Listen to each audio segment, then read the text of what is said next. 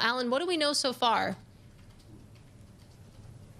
So as you mentioned, Macron put out a statement just a few minutes ago naming Lecornu as the new prime minister. But France, it seems, is finally learning a little bit how to manage coalition politics, because unlike normal times when the new prime minister is just told, he's named and then said he's going to form a new government that he would then present to the president for approval, this time he said that Lecornu is supposed to go out and have discussions with the different parties in Parliament, and there's several of them, and try to create agreements to be able to pass a budget and to pass other bills that might be needed later in the year, and then form a government. And that's very typical of how coalition politics works. If you look at Germany or the Netherlands or any other sort of parliamentary democracies, they tend to do that. The parties will come together, they'll have these coalition discussions, and after that, they'll form the government based on those coalition discussions. So that's where France is trying to head. We'll see if they actually get there. Again, this is not in France's usual sort of political history, so it's a new thing for France, but at least they're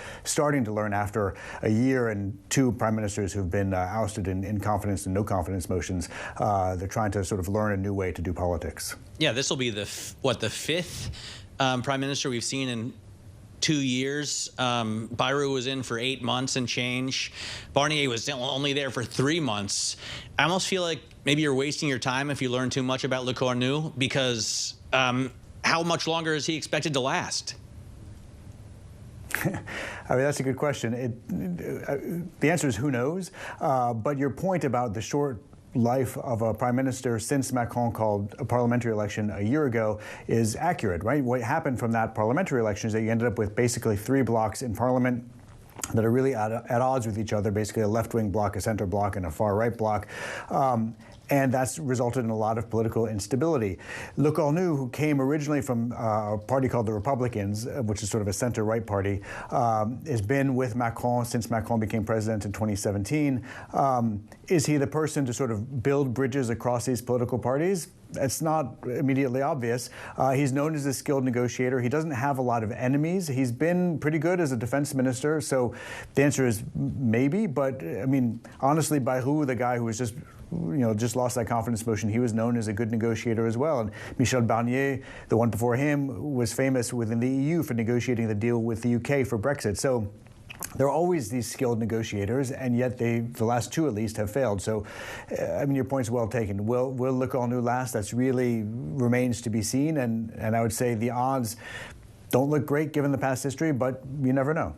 Alan, put into perspective for U.S. listeners who notoriously don't have passports or travel, how important France is, especially in the context of the European defense, which, the American president claims we've paid for all of it, but surely the French are one of the main players in protecting the continent from Russia. So in terms of European defense, France is definitely the biggest and strongest player. Since Charles de Gaulle was president back 50 years ago plus, France has decided that it needed to be independent of the United States in terms of its defense. It created its own nuclear defense system. It's the only country that has fighter jets that are not in any way dependent on the U.S., plus nuclear weapons that are not in any way dependent on U.S. supplies. And so it is a big player in European defense.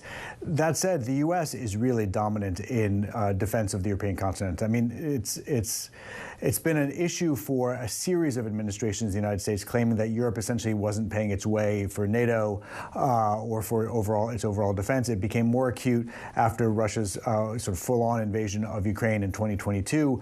And France, and particularly President Macron, has been pushing for Europe to increase its defense spending and increase its defense capabilities for several years. He's gotten more people to listen to him after Trump came into office and really started, pushing back against NATO. But so it is very important. It does not replace the United States, though, certainly not for the moment. France is pushing to create a better defense system, or certainly a better funded defense system in Europe, but that's several years down the road, really.